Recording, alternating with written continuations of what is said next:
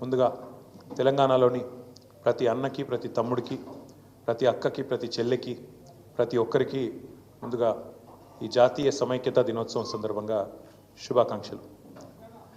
ఇవాళ చరిత్ర తెలియని చాలామంది ఈ సెప్టెంబర్ 17ను వక్రీకరించి రకరకాలుగా వారి రాజకీయ ప్రయోజనాల కోసం పాకులాడుతున్నప్పటికీ తెలంగాణలో ఎప్పుడైనా గంగా జమున తహజీబ్ ఉండాలే, తప్పకుండా ఇక్కడ కులాలకు మతాలకు అతీతంగా తెలంగాణ బిడ్డలు ఎప్పటికీ ఒకటిగా ఉండాలని అభిలషించే పార్టీగా, అభిలషించే నాయకుడిగా, కోరుకునే నాయకుడిగా కేసీఆర్ గారి నాయకత్వంలో గత 10 సంవత్సరాల పాటు తెలంగాణలో ఎక్కడ ఒక చిన్న నొక్కుబడకుండా బ్రహ్మాండంగా శాంతి భద్రతలను కాపాడుకోగలిగినాం.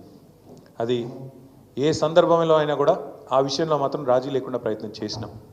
అందుకే ఇవాళ ఇప్పుడున్న ముఖ్యమంత్రి గారికి, రేవంత్ రెడ్డికి ఒకటే మాట చెప్పేది, మీరు మాట్లాడే మాటలు, నిన్న కూడా మీరు చేసిన వ్యాఖ్యలు, సందర్భం లేకుండా మాట్లాడిన పనికిమాలిన మాటలు ఏవైతున్నాయో వాటిని తెలంగాణ సమాజం మొత్తం కూడా అసహించుకుంటా ఉన్నది.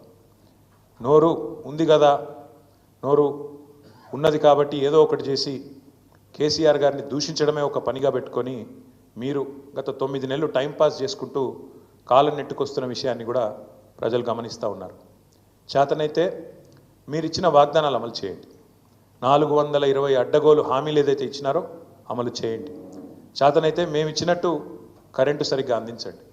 చేతనైతే మేము చేసినట్టు వ్యవసాయ విస్తరణలో భాగంగా, వ్యవసాయ స్థిరీకరణలో భాగంగా రైతు బంధు ఇవ్వండి.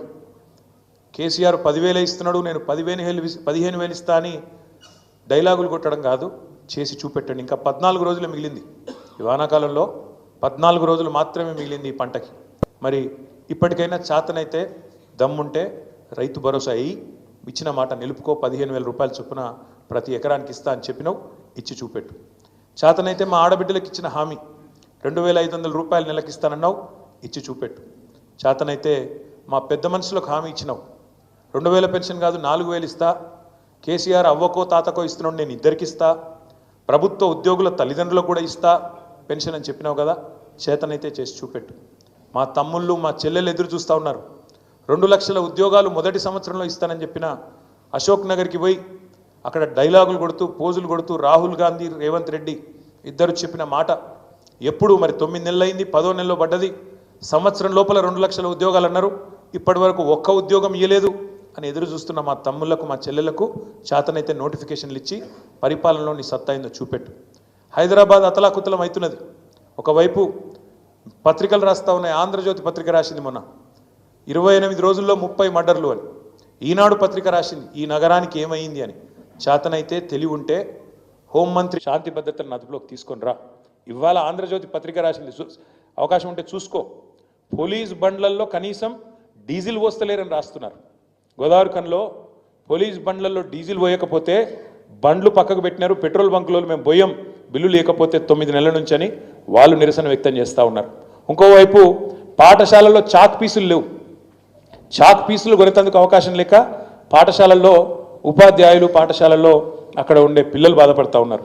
మరొక వైపు గ్రామాలలో సర్పంచులు బాధపడుతూ ఉన్నారు. మాజీ సర్పంచులు, మాకు రావాల్సిన బిల్లులు సంవత్సర కాలంగా పెండింగ్లో ఉన్నాయి, వెంటనే ఇవ్వండి కొత్త సర్పంచులు వచ్చే లోపల అని వాళ్ళు బాధపడుతూ ఉన్నారు. గారి మీద నోరు బారేసుకోవడం, నోటికొచ్చిన బూతులు తిట్టడం, పరుష పదజాలం వాడడం, పనికి మాలిన అవాస్తవాలను ప్రచారం చేయడం. నిన్న ఈయన మాట్లాడుతుంటే అందరు నవ్వుకుంటూ ఉన్నారు. ఫస్ట్ ఆఫ్ ఆల్ తెలంగాణ తల్లి, అందరికీ తల్లి లాంటి తెలంగాణ తల్లిని అక్కడ పెట్టుకుందాం.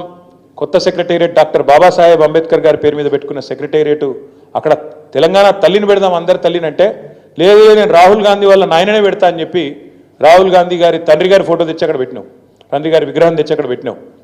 పెట్టడమే కాకుండా ఢిల్లీ మెప్పు కోసం ఇన్ని రోజులు బూతులు తిట్టిండు కదా.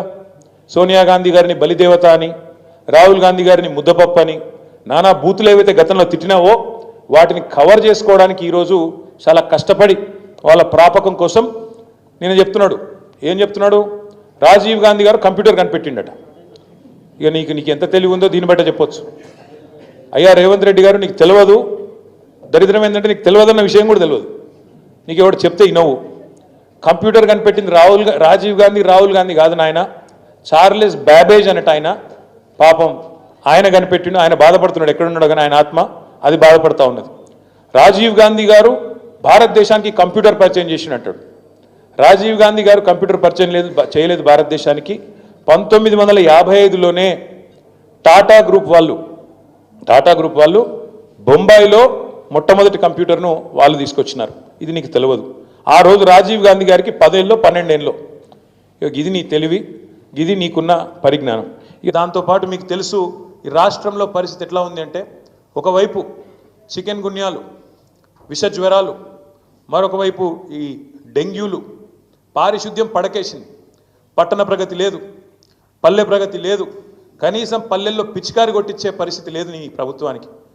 స్కూళ్ళలోనేమో చాక్ పీసులకు పైసలు లేవు, పల్లెల్లోనేమో పిచికారి కొట్టించేందుకు పైసలు లేవు, సర్పంచుల బిల్లులు ఇవ్వవు, ఆఖరికి పోలీసుల బండ్లల్లో మరి మమ్మల్ని అరెస్ట్ చేసి వాళ్ళని కొట్టబోయేటోళ్ళకి వాళ్ళకు కూడా మరి కనీసం వాళ్ళ బండ్లలో డీజిల్ పోసే ముఖం లేదు.